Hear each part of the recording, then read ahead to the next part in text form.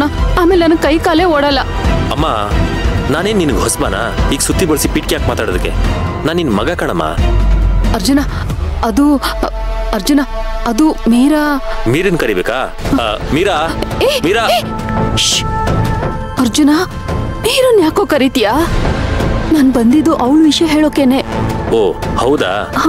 ಸರಿ, ಬೇಗ ಹೇಳು. ಅರ್ಜುನ, ಅದು ನಾನ್ ತಪ್ಪು ಮಾಡ್ಬಿಟ್ಟೆ ಕಣೋ, ತುಂಬಾ ದೊಡ್ಡ ತಪ್ಪು ಮಾಡ್ಬಿಟ್ಟೆ. ಮೀರಾ ಹಿನ್ನೆಲೆ ಏನು ಅಂತ ತಿಳ್ಕೊಳ್ದೆ ಅವಳ ಜೊತೆ ನಿನ್ ಮದ್ವೆ ಫಿಕ್ಸ್ ಮಾಡ್ಬಿಟ್ಟೆ. ಅಮ್ಮ, ಅವಳು ಹಿನ್ನೆಲೆ ಕಟ್ಕೊಂಡು ನನಗೇನಾಗ್ಬೇಕಮ್ಮ? ನನಗೆ ಅವಳು ಮುಖ್ಯ. ಮುಂದೆ ಅವಳು ನನ್ನ ಜೊತೆ ಹೇಗ್ ಸಂಸಾರ ಮಾಡ್ಕೊಂಡಿರ್ತಾಳೆ ಅನ್ನೋದು ಮುಖ್ಯ.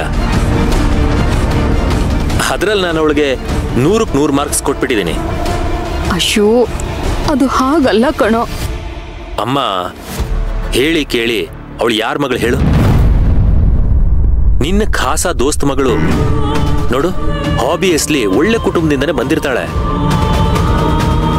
ನೀನ್ ಸುಮ್ಮನೆ ಇಲ್ದಿರೋದ್ನೆಲ್ಲ ತಲೆಗೆ ಹಾಕೊಂಡು ಮನಸ್ಸು ಹಾಳು ಮಾಡ್ಕೋಬೇಡ. ಒಂದು ವೇಳೆ ನೀನು ಅನುಮಾನ ಪಡ್ತಿರೋ ಹಾಗೆ ಅವಳು ಹಿನ್ನೆಲೆ ಸರಿ ಇಲ್ಲ ಅಂತಾನೆ ಅನ್ಕೋ.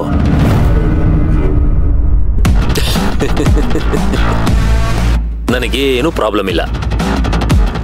ಅಮ್ಮ, ಅವಳು ನೀನ್ ಸೆಲೆಕ್ಟ್ ಮಾಡಿರೋ ಹುಡುಗಿ ಅಂದಮೇಲೆ ಅವಳಲ್ಲಿ ಸಾಕಷ್ಟು ಒಳ್ಳೆ ಗುಣಗಳಿರುತ್ತವೆ. ಅದ್ರ ಜೊತೆಗೆ ಒಂದೆರಡು ಅವಗುಣಗಳಿದ್ರೆ ತಪ್ಪೇನು? ಈ ಜಗತ್ತಲ್ಲಿ ಮಿಸ್ಟರ್ ಪರ್ಫೆಕ್ಟ್ ಅನ್ನೋರು ಯಾರಿದ್ದಾರೆ ಹೇಳು? ಅನುಸರಿಸ್ಕೊಂಡು ಹೋದ್ರೆ ಆಯ್ತು. ಹೊಂದಾಣಿಕೆನೇ ಜೀವನ ಅಲ್ವೇನಮ್ಮ?